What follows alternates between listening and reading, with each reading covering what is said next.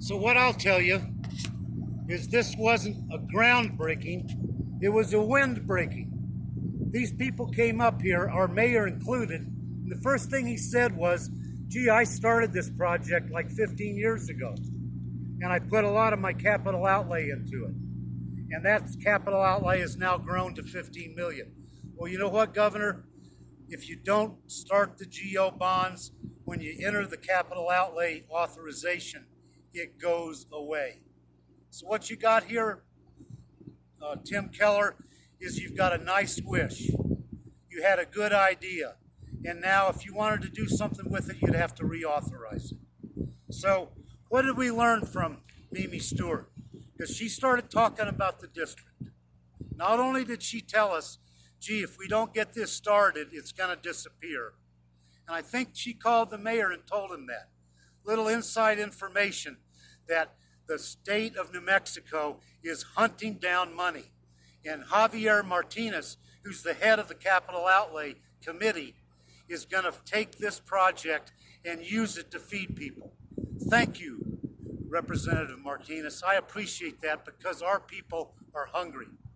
The next thing she told us was that, you know, I'm tired of this district being ignored by the city, the county, and the state. But wait a minute, Mimi, you are the state. How can the state of New Mexico listen to you complain about the state ignoring District 17? It may be true, but you are the state. Amazingly enough, she then confessed to us that she brought her brother in here to live. And, you know, that was going to be a reunion of her family, her brother and her living together. And what she then said, this is at the groundbreaking for the library. And what she said was, you know, we moved him in, and then after 3 stolen cars, we had to move him out.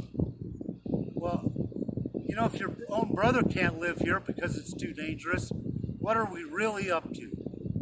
Finally, the important thing to see is that when she talks about this particular project, what she says is it's going to be a great place for people to congregate. Well, you know why? Because the design for this structure was made years before the pandemic.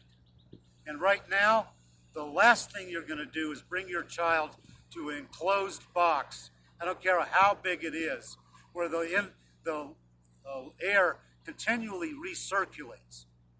You can't do that.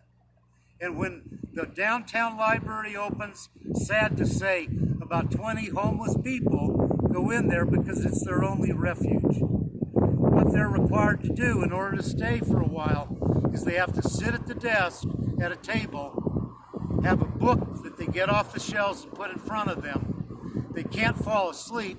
That's like falling asleep at a bar. And then they have to sit there and turn the pages as if they're reading. That's tragic. But we don't have to do that. If you ask me what we should do, instead of 15 million, which we need for food, to feed children especially, give some of it to God's house over there. They need to feed. They feed hundreds of people every day.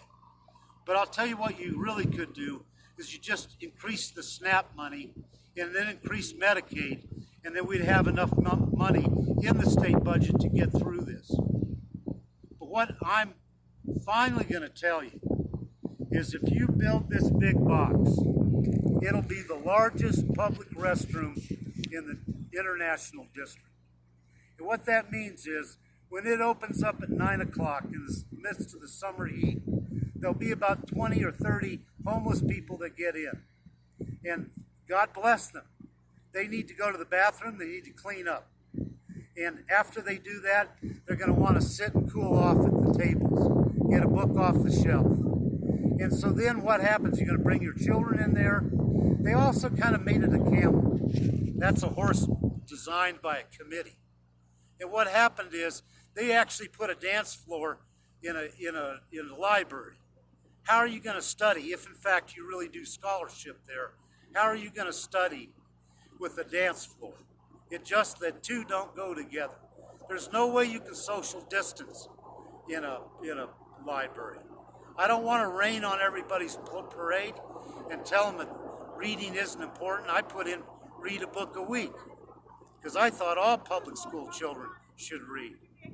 But I'll tell you what, if we had bookmobiles, very much like the way we treat the DAV transportation program that we started, $75,000 a year for the disabled American veterans to move veterans to the VA hospital so they don't have to pay for their emergency room treatment in the rural areas. That program worked. Why? Because we picked them up. We took the service to them. The same thing with the bookmobile. If I had 10 bookmobiles, it'd be a lot less than $1 million. And those bookmobiles could go around this area and make sure every kid on the block had a library card, and then the librarian could help them choose what they need to read. Finish that book. I'll be back in a week. Then they don't have to worry about who's going to drive me to the library today, because the library's coming to them. Believe me, we can do better with the $15 million. Javier Martinez is going to 86 this program, and what we'll see is a lot of money flowing from the city's good idea, Mayor, back into the state coffers so we can use it to pay for SNAP and Medicaid. Albuquerque, let's get into the bookmobile and let's get out of the box. Everybody says you got to think outside the box. First thing you got to do is you got to get out of the box. Believe me, this was not a groundbreaking. It was a windbreaking, and Albuquerque can do